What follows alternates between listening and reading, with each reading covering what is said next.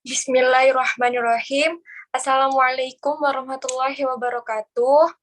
Perkenalkan, nama saya Ventiana Filawati, NIM 2010141127. Saya di sini dari Prodi Manajemen Fakultas Ekonomi dan Bisnis Universitas Muhammadiyah Jember. Saya dari kelompok 11 akan memperjelaskan tentang manajemen risiko terhadap perusahaan retail.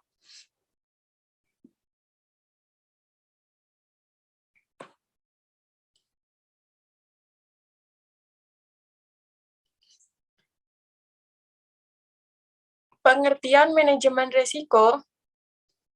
Manajemen risiko secara umum adalah bentuk keadaan ketidakpastian tentang suatu keadaan yang akan terjadi nantinya atau futur dengan keputusan yang diambil berdasarkan berbagai pertimbangan pada saat ini. Selanjutnya ada tujuan. Tujuan dibagi menjadi dua. Yang pertama, sebelum terjadinya peril. Sebelum terjadinya peril dibagi menjadi dua, bersifat ekonomis dan bersifat non-ekonomis. Yang kedua, setelah terjadinya peril. Yang pertama, mencari upaya-upaya agar operasi perusahaan tetap berlanjut sesudah perusahaan terkena peril. Yang kedua, berupaya tetap dapat melakukan tanggung jawab solusi dari perusahaan.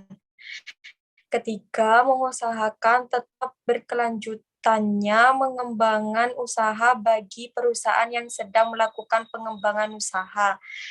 Yang keempat, mengupayakan agar pendapat perusahaan tetap mengalir meskipun tidak sepenuhnya. Yang kelima, menyelamatkan operasi perusahaan. Selanjutnya ada fungsi. Fungsi dibagi menjadi dua.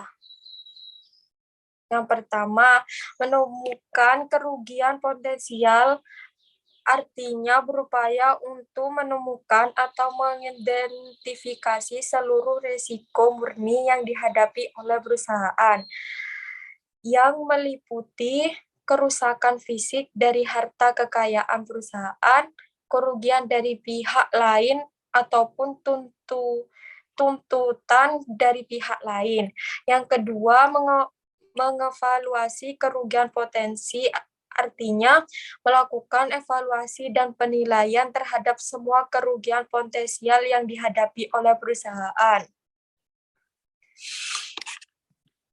Selanjutnya ada bisnis retail. Bisnis retail berasal dari kata retailer yang berarti memotong atau memecah sesuatu. Sehingga bisnis retail melibatkan penjualan barang atau jasa kepada konsumen dalam jumlah satuan atau eceran. Bisnis retail terlibat dalam penjualan barang atau jasa secara langsung kepada konsumen akhir untuk penggunaan pribadi atau bukan penggunaan bisnis.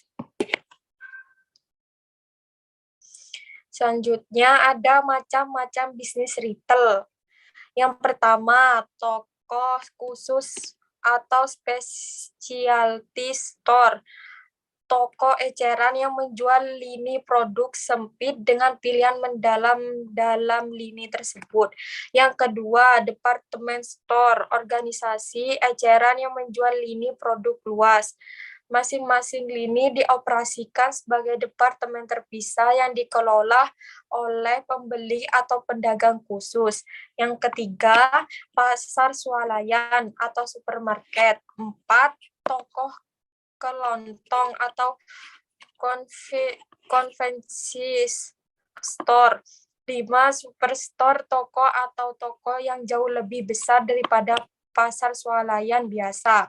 Keenam, pembunuh kategori atau kategori killer, tokoh khusus raksasa.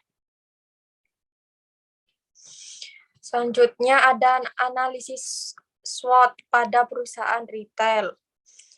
1, strength atau kekuatan. 2, weakness atau kelemahan. 3, opportunities, peluang. 4, threat atau ancaman. Selanjutnya ada unsur yang mempengaruhi citra retail. 1. Store location atau lokasi toko. 2. Price harga. 3. Customer service atau pelayanan konsumen. 4. Fiscal facilities atau fasilitas fisik. 5.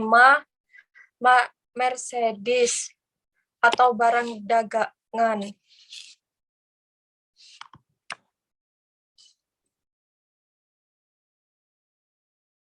Selanjutnya ada resiko pada bisnis retail. 1. Permintaan konsumen yang berubah-ubah. 2. Mempertahankan loyalitas pelanggan. 3. Mengelola komunikasi internal.